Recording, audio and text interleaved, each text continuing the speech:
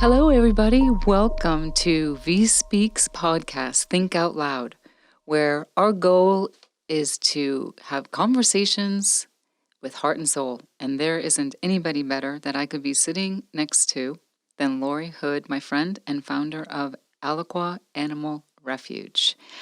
My name is Lisa Burwell. I'm the founder and editor-in-chief of VIE Magazine, hence VIE Speaks, and we are going to have a great conversation. Laurie, thank you so much for being here.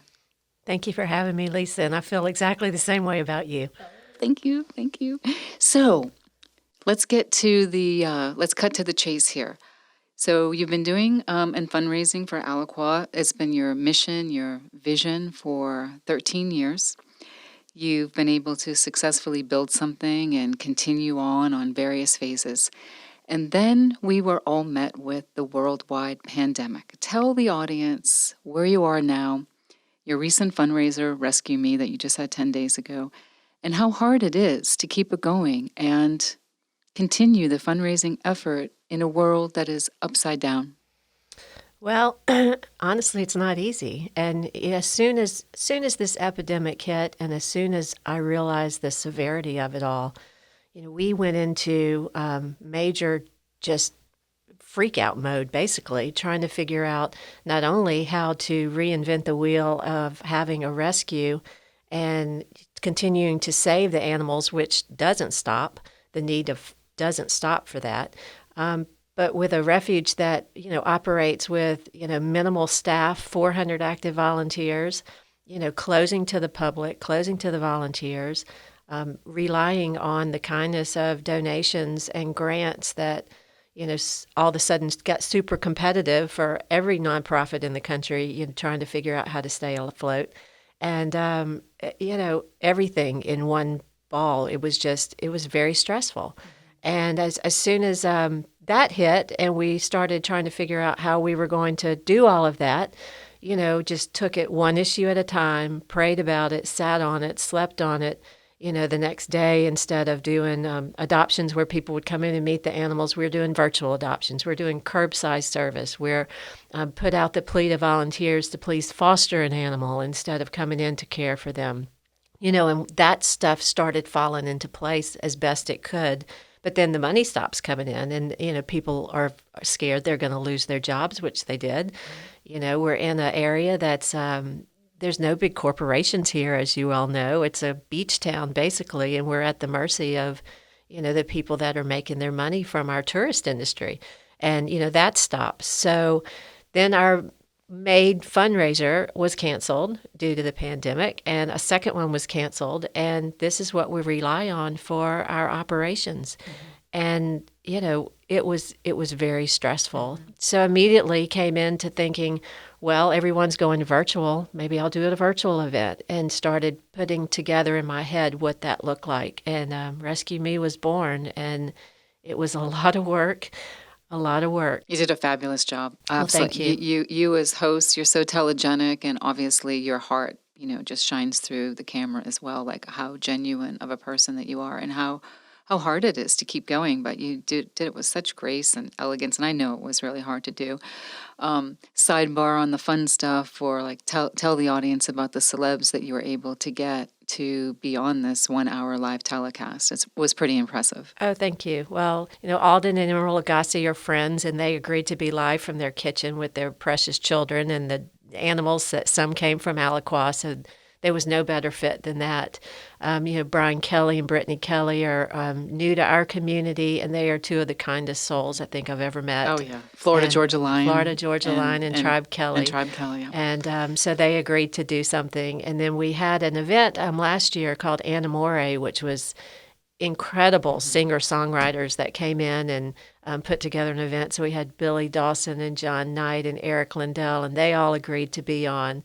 And then we really stretched out our tentacles and, reached for other people. And, Kenan Thompson from Saturday Night Live, I mean, he's just amazing. And he's the voice of the Clifford the Big Red Dog coming up. So that was a good fit. That's exciting. And then John O'Hurley from Seinfeld, he was Peterman on Seinfeld. Peterman, yeah.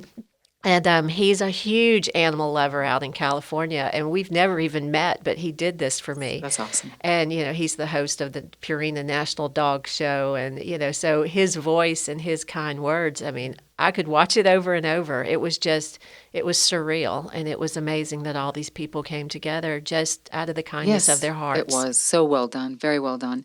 You had told me a story that I didn't know until just today where Zoom crashed about a couple of hours before you were going to go live. I mean, how much stress were you under after all the work you did and lining up all these people all over the place? What was that like? Well, we had these very kind producers that worked on a Nat Geo show, and they were temporarily on furlough, so they assisted me and even drove in from all over the country to help. And I could sense that they were very stressed, which was not normal. And I was just nervous and stressed. And I found out that Zoom had crashed internationally just hours before we were supposed to go live. So we said a prayer before we went on, and I didn't know at the time that that's why they were so stressed out, but they didn't know if we were going to go live or not. Wow, that's amazing. And it worked. And, Thank God. Thank God.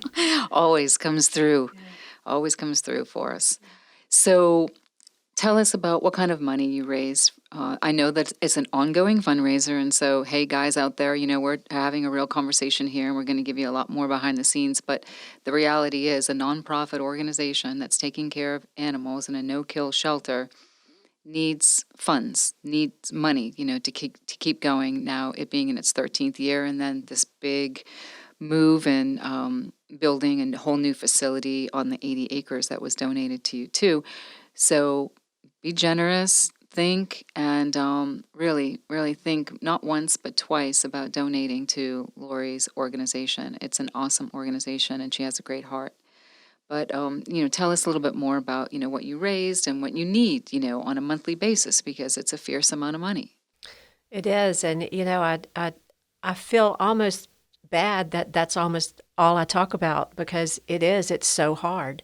And, it's $150,000 a month to operate. 150,000, and it's only donations, and if you can't have fundraisers, then the donations aren't coming through. So I find myself, I'm an event planner, I'm a speaker, I have to make tough decisions. Host. It's just so many hats, and it's hard, but I'm the primary fundraiser, and I have to ask a lot, and I find that I've never been good at that until I started my own organization. And I think I can ask without the guilt, really, because I know where it's going, and I know what would happen if we weren't here. It would be catastrophic. Mm-hmm. I just cannot imagine what would happen to these creatures in our area if there was no Alaqua. Well, your love of animals, and so many people love animals too, and we've talked about this, you and I, that and you have such a heart for them. I mean, it's like I say this endearingly and lovingly, you're like the real life Dr. Doolittle. I mean, like, really. And you care for them, and you're their voice.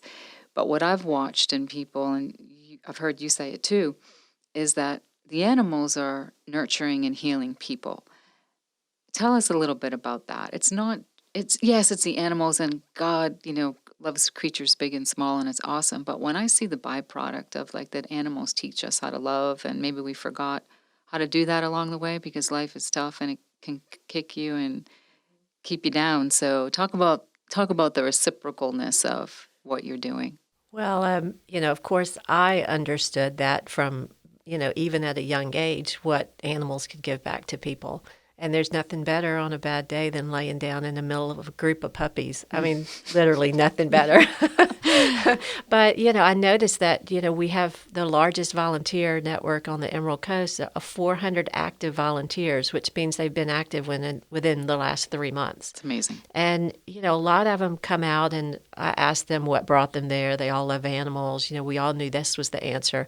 But when you dig a little deeper, you find out that, this lady's here because she just lost her husband, or their child's committed suicide, or they're dying of cancer themselves. I mean, some really horrific things that have happened to these individuals.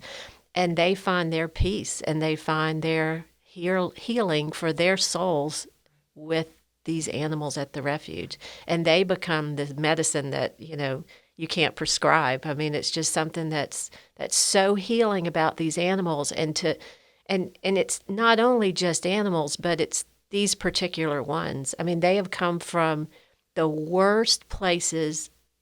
Like I've even said it, some of these cases I've worked lately are literally hell on earth. And, just this past week, a couple of weeks back, in the midst of this pandemic, I was called to a place in Alabama because there's no animal control, there's no animal shelter, there's nothing, they shoot the animals if they can't find a place for them.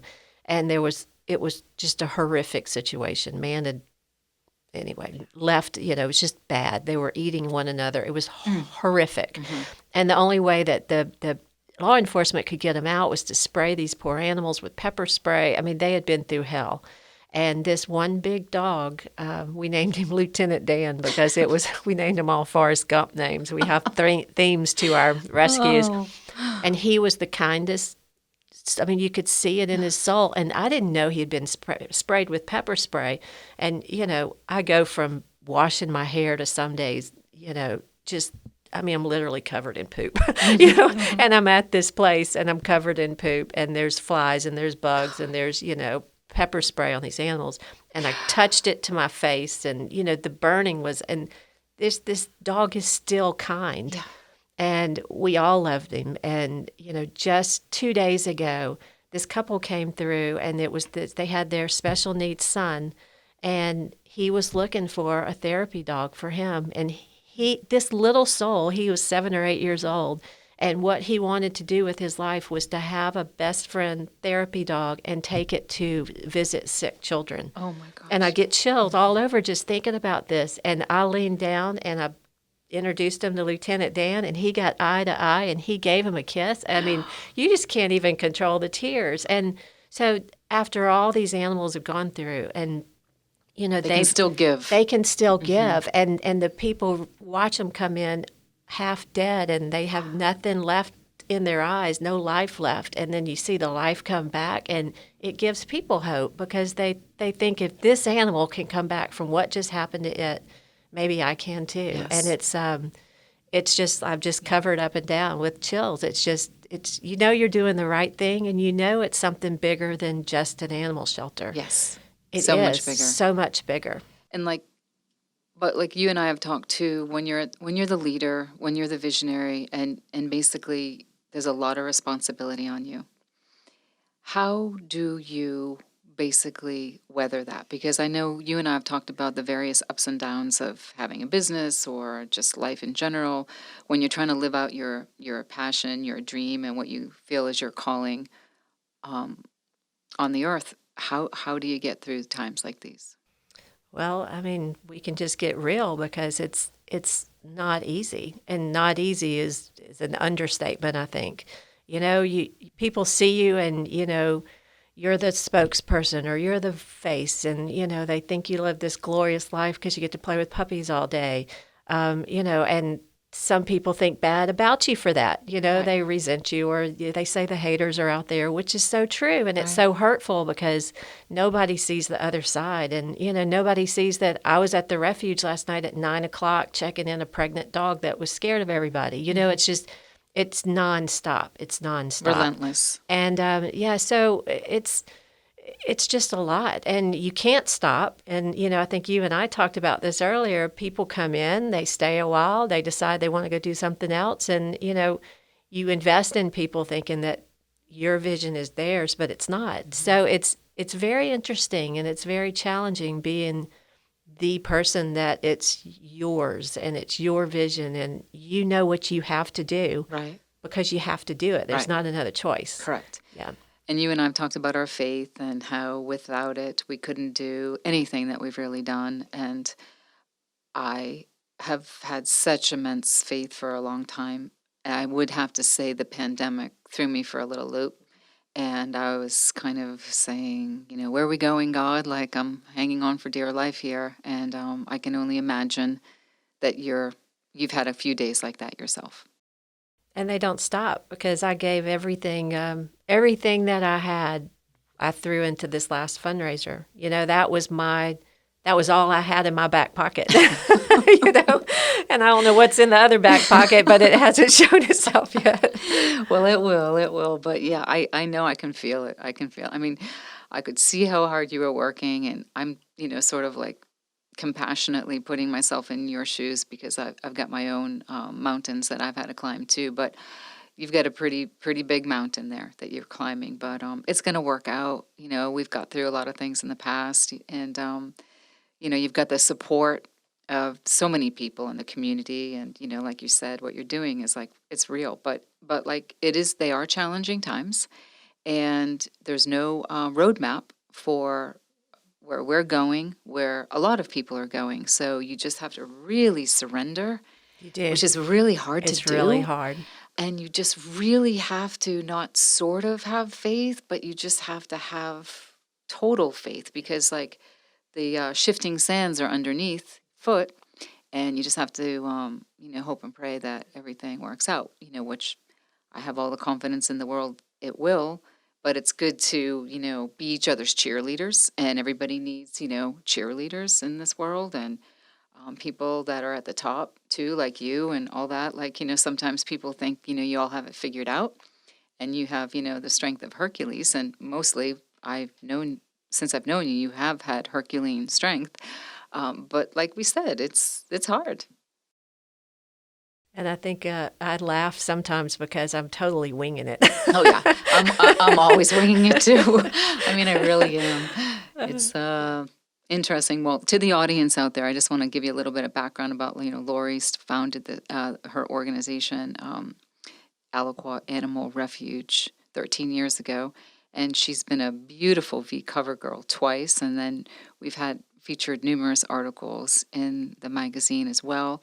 So we've got to know each other and spend time at Alaqua, which were like some of me and the team's favorite photo shoots that we ever got to do, because we'd be with you and we'd be with all the animals on like a 10-hour photo shoot.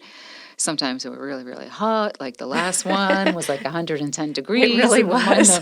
With you posing with your Wolf dog. Yeah, which is beautiful. So let's just tell the audience a little bit about how you very first founded Alaqua, too. Let's go back to the beginning. Well, I moved out to Freeport, which was the country at the time. There's a lot of development now, but long story short, I found out that our county was without an animal shelter. 5 counties around us without animal shelters. Multiple counties around that maybe had animal control, but no shelter to take them to. So they were bringing them to a facility that was a holding facility, not open to the public, 100% euthanasia. So when you're looking at euthanasia rates across the country, 100% in such a vast area is just unheard of.